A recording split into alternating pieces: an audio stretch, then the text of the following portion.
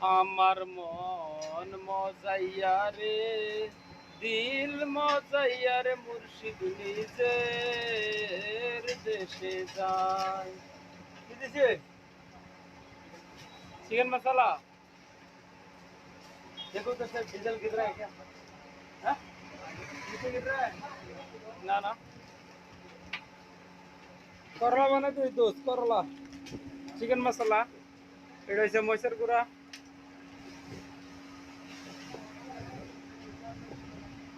মরিচের গুঁড়া। এটা হচ্ছে হিং,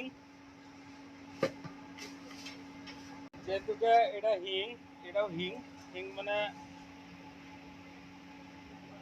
এখানে অনেকে আর কি কায়াম বলে এই হিংটা দেওয়ার বাদে দেয় এই ভেজিটেবলসের যে বস্তুটা আছে এটার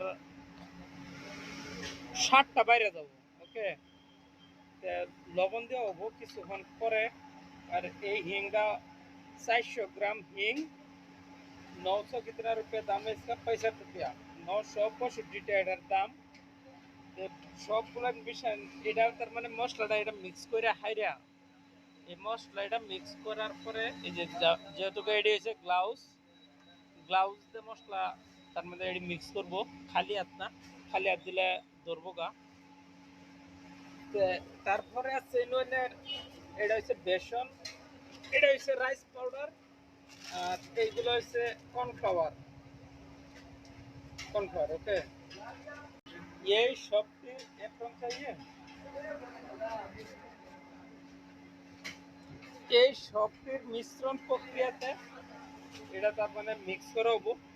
মিক্স করে আইরা এই যে তেল গরম হইতেছে, এইখানে ডালিয়া এটারে ফ্রাই করা হবো। আপনি আরো তেল দিব, আরো তেল দে না, আমরা তেল দে হোক।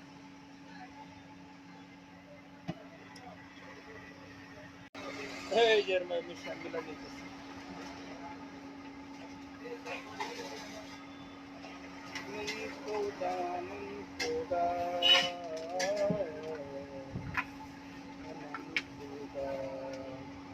এরকম ভাবে আর কি মিক্স কইরা এটার লগে বেসন, রাইস পাউডার, কর্নফ্লাওয়ার এগুলা বস্তু দিয়া হেরা তার মানে একটা মিশ্রণ বানায়। এই মিশ্রণটা ফ্রাই করলে ওই জায়গা পাওয়াক্কা, তার মানে করলা ফ্রাই। আর করলা ফ্রাই এই কেরালা এই বেকারি, কালিকাট বেকারি এর্নাকুলাম জেলার মধ্যে খুব তার মানে একটা ভালো স্পেশাল একটা আইটেমস স্বীকৃতি দেওয়া হয়েছে। তো থ্যাংক ইউ সো মাচ যে যে হাতে দেখছেন সবাই।